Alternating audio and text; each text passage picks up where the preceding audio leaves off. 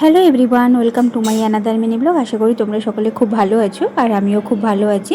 আজকে বাড়িতে সন্ধ্যেবেলায় হচ্ছে তালের বড়া। তো তালের বড়াগুলো এত সুন্দর হয়েছে, সেটা তোমাদের সঙ্গে কিভাবে তৈরি করা হয়েছে সেটাই তোমাদের সঙ্গে শেয়ার করছি। আর ফার্স্ট সিজনের এই প্রথম তালের বড়া হচ্ছে বাড়িতে। তো প্রথমে তালের মাঠটা বের করে নেওয়া হয়েছে তালগুলোর থেকে। আর তালগুলো খুবই মিষ্টি আর খুব বড় বড় তাল ছিল, যদিও আমি সেটা স্লিপ নেওয়া হয়নি। তালের মাঠটা বের করে নেওয়ার পর তার সঙ্গে চালের বাটা, তোমরা চালের গুঁড়ো দিতে পারো, কোনো অসুবিধা নেই। আমাদের চালের বাটা দেওয়া হয়েছে। চালের বাটা, তার সঙ্গে দেওয়া হলো পরিমাণ মতো চিনি, আর তার সঙ্গে দেওয়া হলো পরিমাণ মতো ময়দা। এটা সব কিছু মিশিয়ে ভালো করে মিক্সড করে নিতে হবে। ব্যাটারটাকে ভালো করে মাখিয়ে নিতে হবে, নয় শক্ত আর নয় পাতলা করতে হবে, মিডিয়াম টাইপের করতে হবে। এখানে আমার পিসিমণি ব্যাটারটাকে মাখাচ্ছে। আর চালের বাটাগুলো যে দেওয়া হয়েছিল সেটাই একটু শক্ত শক্ত হয়ে গেছে, তার জন্যই ওটাকে ভালো করে হাতে ব্লেন্ড করে নিচ্ছে। যদি তোমাদের কোনো ব্লেন্ডের মেশিন থাকে সেটা দিয়েও করতে পারো, তো সে কোনো ব্যাপার না। আর প্রথমে চিনি দেওয়ার পরে একটু টেস্ট করে দেখা গেল যে চিনিটা পরিমাণ আর একটু লাগবে, তার জন্যই আবারও একটু চিনি দেওয়া হলো। আর পরিমাণ মতো লবণও দিতে হবে, না হলে টেস্ট আসবে না ভালোভাবে। তাই সব কিছু দিয়ে ব্যাটারটাকে ভালো করে মাখানো হয়ে গিয়েছে। এখন ভাজার পালা। তো প্রথমে তেল কড়াই বসিয়ে দিয়েছিল, আর সেখানে তেলটা গরমও হয়ে গিয়েছিল।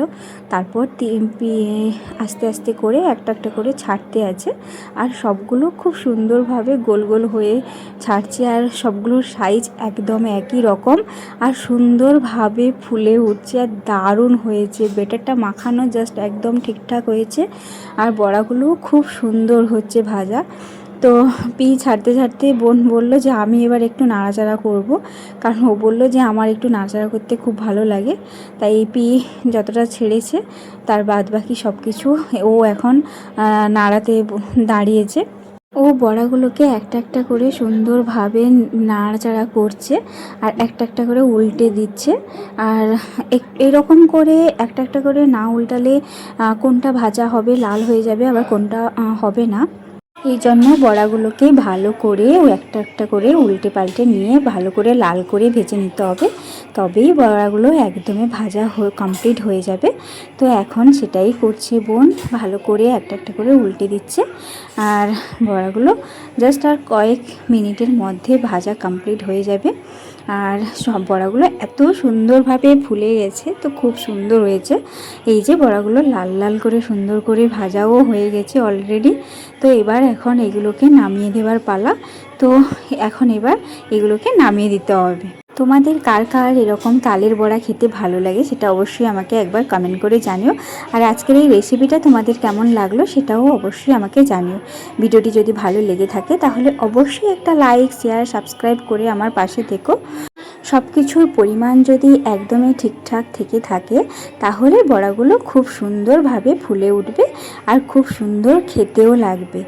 আর তোমরা ভালো করে মেজারমেন্টটা করে নেবে, তাহলে দেখবে তোমাদেরও বড়াগুলো খুব সুন্দরভাবে ভাজা হয়ে যাবে। তো এক এক করে আমাদের যা আর বাকি ছিল সেগুলোও ভাজা হয়ে গেছে। তো বড়া আমাদের একদম রেডি। আর দেখো কত সুন্দর, সবকটা বড়াই এত সুন্দর হয়েছে।